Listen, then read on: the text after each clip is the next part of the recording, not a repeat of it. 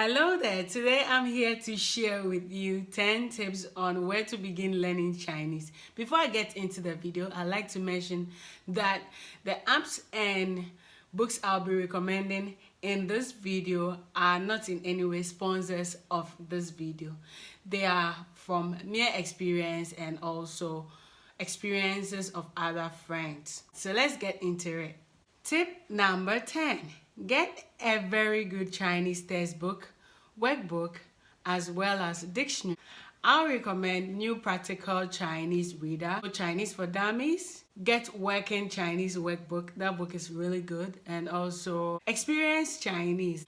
This book is very common amongst the language schools in China. Also get a Chinese hard copy dictionary. But if you can't find one, you could download an electronic dictionary. This app called Pleco, P-L-E-C-O. This is a really good Chinese app. I'll recommend it to anyone, any day, anytime. Trust me. I've used it for my whole 8-year journey in China. So this app works in a way that you could enter any word you would like to learn in Chinese, and then it gives you the translation in characters and also in pinyin. You could also play the audio to listen to the word. Trust me, I really enjoyed using it in my very first few days in China. The disadvantage though about this dictionary is that you can't enter sentences, but I think that words will do. After you get your textbook, learn the basic stroke patterns in Chinese. You'll find that writing Chinese characters is quite different from writing English alphabet. In Chinese characters, you have to learn to write them from left to right or up or down, you know. It differs, unlike English where someone has to write a letter D and decides to make the semicircle part of the letter D look like a square, you know. In China, if you do that, you even find Chinese kids telling you, "Xie tuola." You have made a mistake in writing. Tip number 8 is to learn basic grammar structures, and then you use the vocabularies you have learned to construct sentences according to those basic structures. You could also check out my video on Chinese grammar. Watch movies, preferably comedy, and then cartoons with subtitles. That way you will constantly be exposed to native pronunciations, and then it will also enhance your ability to think and deduce what is being said. The third thing is that you should be able to learn phrases the way you hear them. An example of a phrase I learned in the cartoon Bunny Bears is, "What's a majama dao, May? Why am I so unlucky?"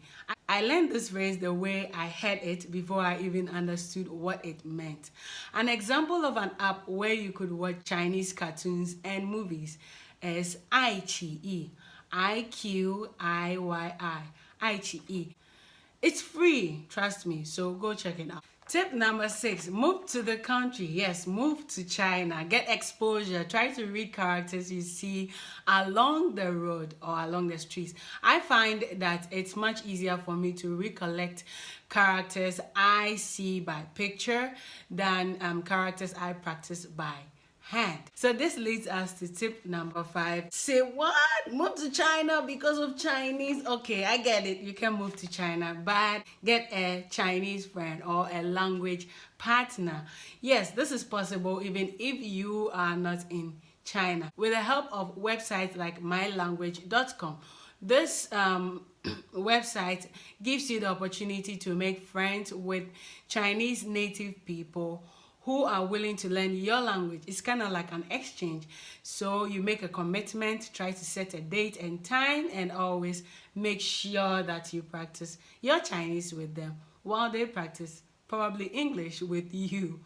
Hello Talk is also another way to make Chinese friends or get a steady Chinese partner. It's no news that one of the easiest ways to learn a language is to learn songs. So listen to Chinese music, try to understand or translate them. You could use QQ Music, Youku, or Kugo. These 3 apps. Sometimes if you're lucky, they provide the lyrics to the song in pinyin or in characters. So it makes it much easier for you to sing along. one of the main Chinese songs I learned, funnily enough, before even understanding it, was from a friend who would always play this song while her son sang along. Lao gong wa ai ni, ami tao fo bao yo ni. Trust me, later when I understood the song, I promised myself never to sing it again. Don't forget to check out my video on how I learned Chinese through songs. That brings us to tip number 3. Download all the apps. I mean all the apps.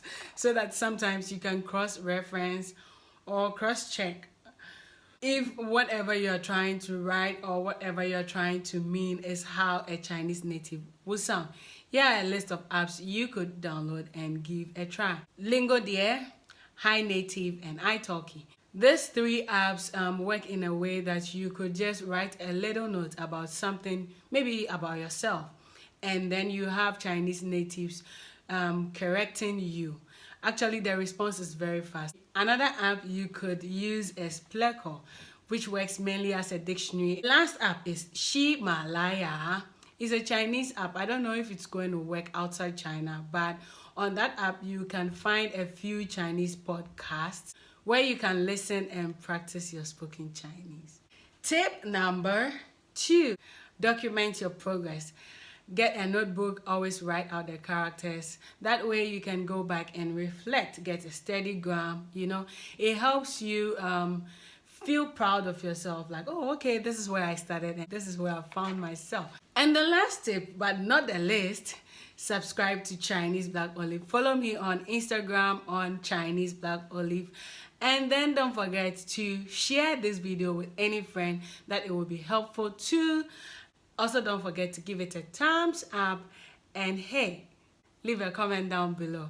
I hope this video was helpful to you. Until next time, bye-bye.